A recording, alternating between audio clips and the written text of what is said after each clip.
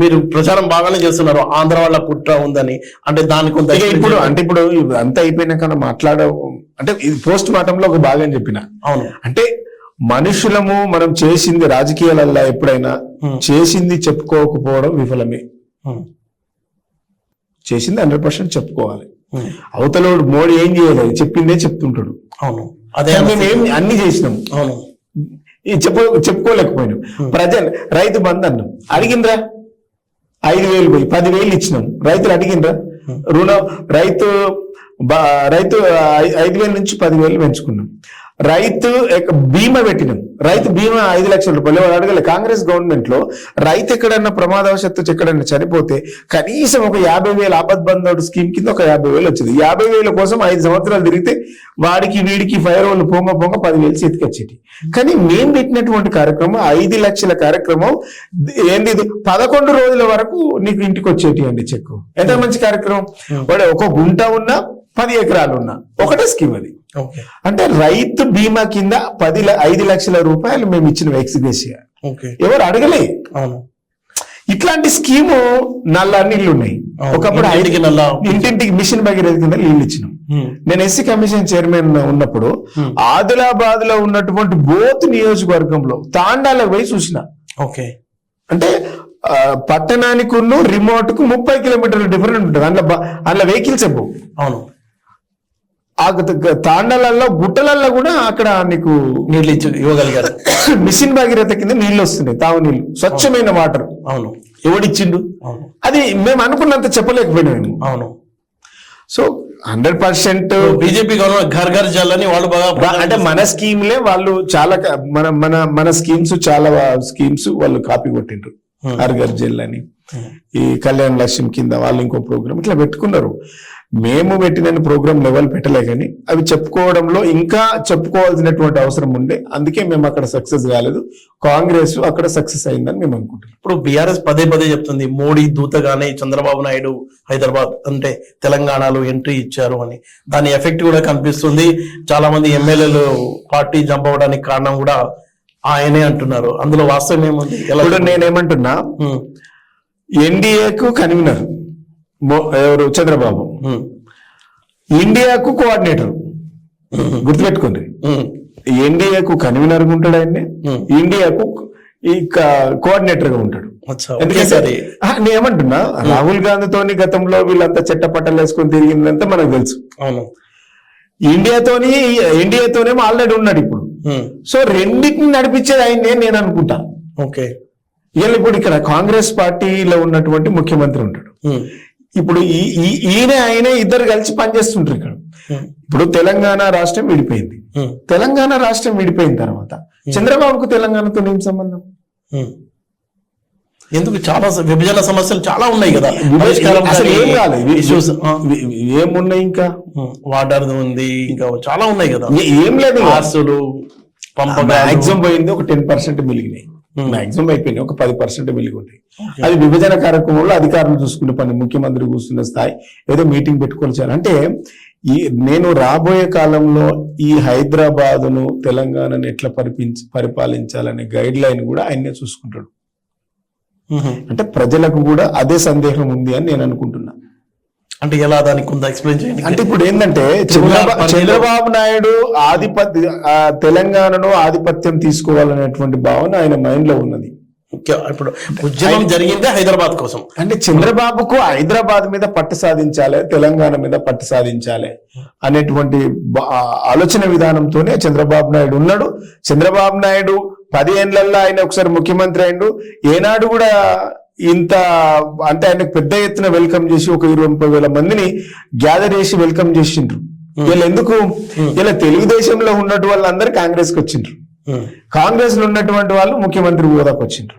ఇలా ఇంటర్నల్ గా ఒప్పందం ఉంది అన్నటువంటి భావన చాలా మందికి అనుమానాలు కలుగుతా ఉన్నాయి.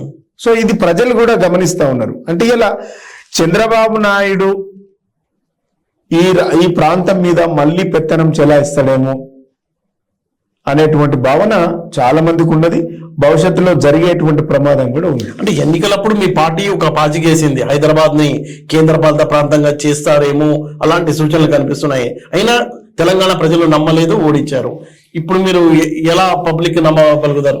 ప్రజలు కేసీఆర్ పాలన మీద, హైదరాబాద్ ప్రజలకు, తెలంగాణ ప్రజలకు కేసీఆర్ పాలన మీద ఒక స్పష్టత ఉంది. మాయి చిన్న చిన్న పొరపాట్లు ఉండొచ్చు, ఒక స్పష్టత ఉంది. వాళ్ళు ఆ విధంగా ఓట్లేసిండ్రు.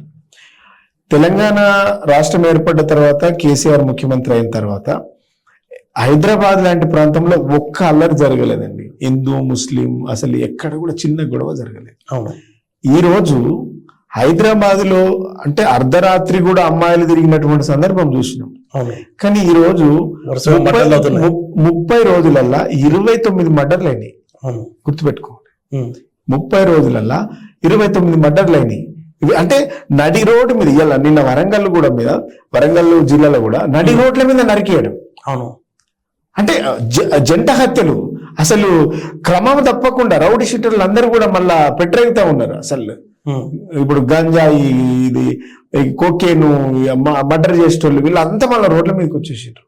అంటే హైదరాబాద్ లో లా అండ్ ఆర్డర్ కరువు అయిపోయింది. ఓకే. ఈ హైదరాబాద్ లో లా అండ్ ఆర్డర్ ను కంట్రోల్ చేసింది ఒక బీఆర్ఎస్ పార్టీ మాత్రమే. దానివల్ల హిందువులకు కానీ ముస్లింలకు కానీ ఏ కమ్యూనిటీ కూడా అసలు ఎవరు ఇబ్బంది పడకుంటున్నారు. అందుకే హైదరాబాద్ అంత సేఫ్ గా, సెక్యూరిటీగా ఉంది కాబట్టి పెట్టుబడులన్నీ తెలంగాణకు వచ్చినాయి. అవును. అంటే ప్రత్యేక రాష్ట్ర ఉద్యమం అని మనం అనుకున్నా, జరిగిన పోరాటం అంతా హైదరాబాద్ మీద ఆధిపత్యం కోసం. మీరు అప్పుడు హైదరాబాద్ మీద ఆధిపత్యం, ఇప్పుడు కూడా ఆంధ్ర వాళ్ళు హైదరాబాద్ ఆధిపత్యం కోసం ట్రై చేస్తున్నారు అని చెప్తున్నారు మీరు. ఇప్పుడు కేసీఆర్ లాంటి నాయకుడికి ఏముంటదంటే, తెచ్చుకున్న తెలంగాణ కాబట్టి, తెచ్చుకున్న తెలంగాణ విచ్ఛిన్నం కావద్దనేది ఉండే. ఇవాళ పెట్టుబడిదారులందరూ కూడా మళ్ళీ హైదరాబాద్ నుంచి మళ్ళా మొత్తం వాళ్ళు ఎక్కడెక్కడ ఉంటుందో వాళ్ళు అక్కడే చేస్తారు కదా. అవును. అందుకనే హైదరాబాద్ ని కాపాడుకోవడానికి కేసీఆర్ గారు అందరిని కంట్రోల్లో పెట్టుకొని ఈ మన గడ్డను పరిపాలించుకోవాలి, మన గడ్డ ఎందుకంటే అభివృద్ధి చెందాలనేటువంటి దృక్పథం పోయిండు. ఇప్పుడు 8 నెలలు అయింది, అసలు ఒక్క పెట్టుబడి రాలే. ఇలా మళ్ళీ విజయవాడ పోతా ఉన్నారు అందరు. ఇలా అమరావతి పోతుంటారు కదా అంతా. ఇలా ఏ పెట్టుబడి వచ్చినా ఇటు వస్తాను లేదా? ఎందుకు మరి 8 నెలల 10 సంవత్సరాలలో ఒక్కటేసారి ఎందుకు స్విచ్ ఆఫ్ చేసినట్టు ఎట్లా జరిగింది? ఎందుకు వస్తలేదు? అంటే వీళ్ళు చేసినటువంటి పెద్ద మిస్టేక్ ఏంటంటే, అసెంబ్లీ నిండు సాక్షుల అప్పుల పాలైంది అని చెప్తే అప్పు ఎవడిస్తారండి? అవును. రాష్ట్రం అన్నాక, దేశం అన్నాక అప్పు ఉండదా? అవును. ఈ దేశానికి అప్పు లేదా?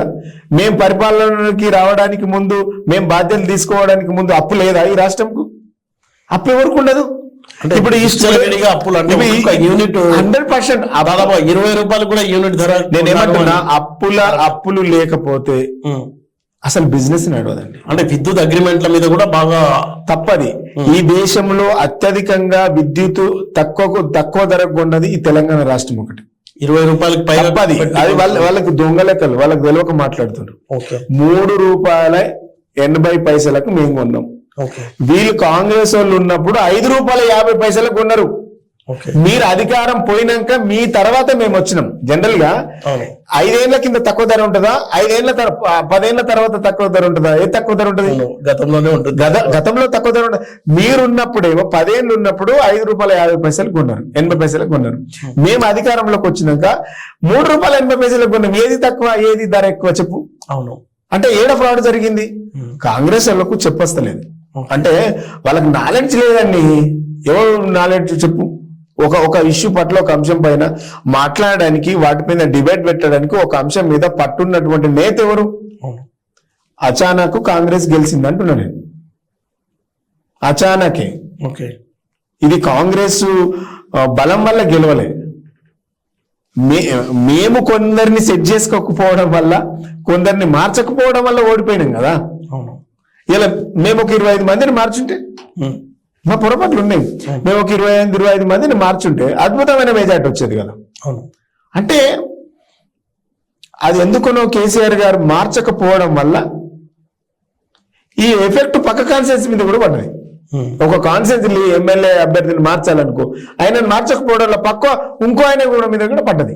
అట్లా జిల్లాలల్లో కొంత ఎఫెక్ట్ పడి ఓడిపోయినాం తప్ప, అది ఓడిపోయింది కూడా 1.8% తో ఓడిపోయినాం. దాంట్లో నిరుద్యోగులది మెయిన్ మేజర్ ఇష్యూ చెప్పుకోవాలి. రెండోది మేము చేసింది చెప్పుకోకపోవడం అని చెప్పుకోవాలి.